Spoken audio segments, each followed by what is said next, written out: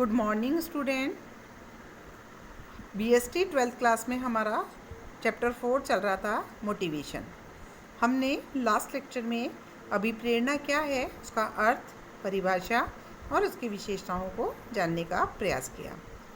आज हम इसी लेसन को आगे बढ़ते हुए पढ़ना शुरू करते हैं। आज हम पढ़ने जा रहे हैं अभिप्रेरणा की आवश्यकता और महत्व के बारे में।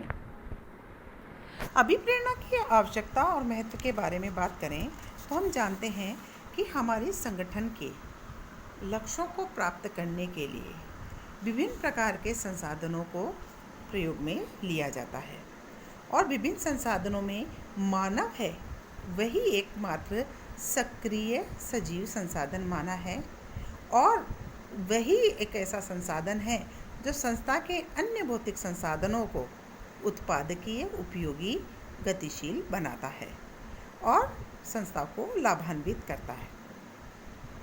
मानव जो है उसका जो व्यवहार होता है वह बहुत ही चुनौतीपूर्ण व्यवहार का होता है, क्योंकि हर मानव की अलग इच्छाएं, अपेक्षाएं, भावनाएं होती हैं। मानवीय संसाधनों को गतिशील बनाने के लिए अभिप्रेरणा की बहुत आवश्यकता होती है। कहते हैं कि अभिप्रेरणा के माध्यम से मानवीय संसाधनों को सक्रिय और गतिशील बनाया जा सकता है तथा उसके माध्यम से संगठन के अन्य संसाधनों का बेहतरीन उपयोग कर उसे लक्ष्यों को प्राप्त करने की ओर अग्रसर किया जा सकता है। यही कारण है कि अभिप्रेरणा के महत्व को ध्यान में रखते हुए इसे प्रबंध का हृदय भी कहा गया है। अभिप्रेरणा का संबंध मानवीय व्यवहार से होता है।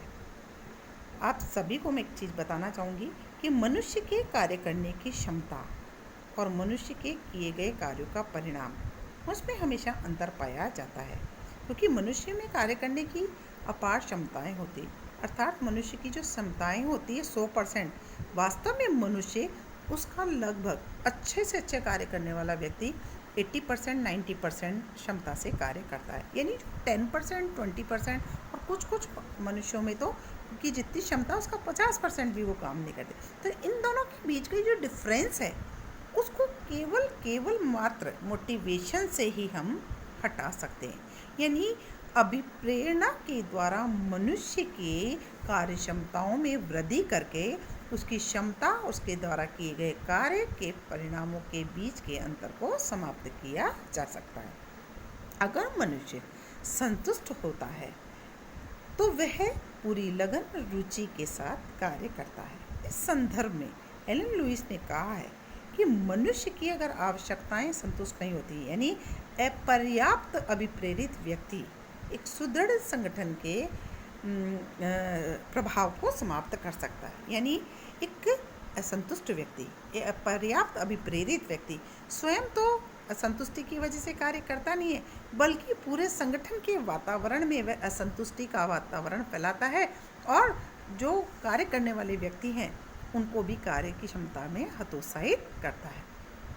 अगर हम बात करें कि किस प्रकार से मनुष्य को अभिप्रेरित किया जा सकता है, तो इसको समझने के लिए हमें मानवीय व्यवहार का अध्ययन करना होगा। और आप सभी जानते हैं जो कि एक अत्यंत चुनौतीपूर्ण कार्य है, क्योंकि मनुष्य का व्यवहार बहुत अलग अलग होता है। अब हम उसे किस प्रकार से संतुष्ट करके उसकी अपनत्व, निष्ठा, वफादारी की भावना पैदा करें और उसको हमारी संस्था के लिए लक्ष्यों को प्राप्त करने में लगाएं, ये बहुत ही महत्वपूर्ण है। हमारे मनुष्य की अभिप्रेरणा से संबंधित आवश्यकता के संदर्भ में हमारे फूड कॉरपोरेशन के अध्यक्ष क्लेरेंस फ्रांसिस ने इतना कहा है कि आप मनुष्य के समय को खरीद सकते हैं, आप किसी विशिष्ट स्थान पर उसकी उपस्थिति को खरीद सकते हैं, पर आप उसके उत्साह, पहल आदि को, वफादारी को कभी नहीं खरीद सकते हैं। उसके लिए आवश्यकता होती है अभिप्रेरणा की। अभिप्रेरणा एक ऐसा माध्यम है जिससे मनुष्य की शारीरिक और मानसिक उपस्थिति दोनों को हम अपने लिए उपयोग में ले सकते हैं, क्योंकि जब मनुष्य संतुष्ट होता है तो वह खुश होता है, प्रसन्न होता है, उत्साह से, अपनी रुचि से, अपनत्व से वह कार्य में लग जाता है। तो आइए आज हम पढ़ते हैं अभिप्रेरणा के महत्व। पहला बिंदु है निर्धारित लक्ष्यों की प्राप्ति में सहायक। किसी भी संस्था के अंदर निर्धारित लक्ष्यों को प्राप्त करने के लिए अभिप्रेरणा की नितांत आवश्यकता होती है। अभिप्रेरणा के माध्यम से ही हम संगठन के अंदर जो कार्य करने वाले कर्मचारी हैं उनको हम संतुष्ट करते हैं और उन्हें संस्था के भौतिक संसाधनों को उपयोग में लेने के लिए हम उस प्रोत्साहित कर सकते हैं। कोई भी संगठन अगर अपने लक्ष्यों को सरलता से प्राप्त करना चाहता है तो चाहे उसके पास कितने भी आधुनिक और गुणवत्ता वाले भौतिक संसाधन क्यों ना हो, बिना अभिप्रेरणा के वे मानवीय संसाधनों का उपयोग किए बिना अपने लक्ष्यों को प्राप्त नहीं कर सकता है। दूसरा पॉइंट है कार्य संतुष्टि में अभिवृद्धि। अभिप्रेरणा द्वारा कर्मचारियों में कार्य के प्रति रुचि, लगन, उत्साह, निष्ठा, समर्पण का भाव पैदा किया जा सकता है और कर्मचारियों में कार्य की संतुष्टि में वृद्धि की जा सकती है।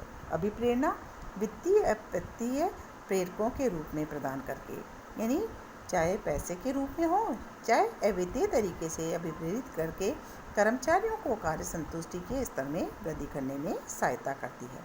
तीसरा पॉइंट है संसाधनों का सदुपयोग। अभी मानव में कार्य करने की अद्भुत एवं अपार क्षमताएं होती हैं।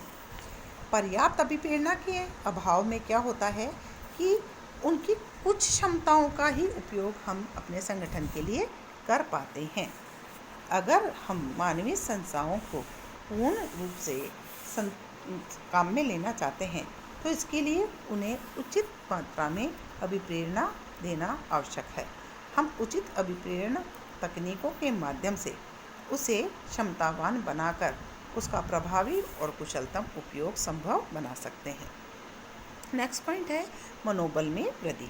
मनोबल का अर्थ होता है मनुष्य में काम करने की इच्छा। जब मनुष्य की सभी आवश्यकताएं संतुष्ट हो जाती हैं तो उसमें ऑटोमेटिकली संतुष्टि से अपनत्व का भाव उत्पन्न होने लगता है। वह हर कार्य को अपना कार्य मानते हुए रुचि, लगन, निष्ठा के साथ करता है। इस प्रकार से कर्मचारियों के मनोबल में अभिप्रेरणा के द्वारा क्या की जा सकती है? वृद्धि की जा सकती है।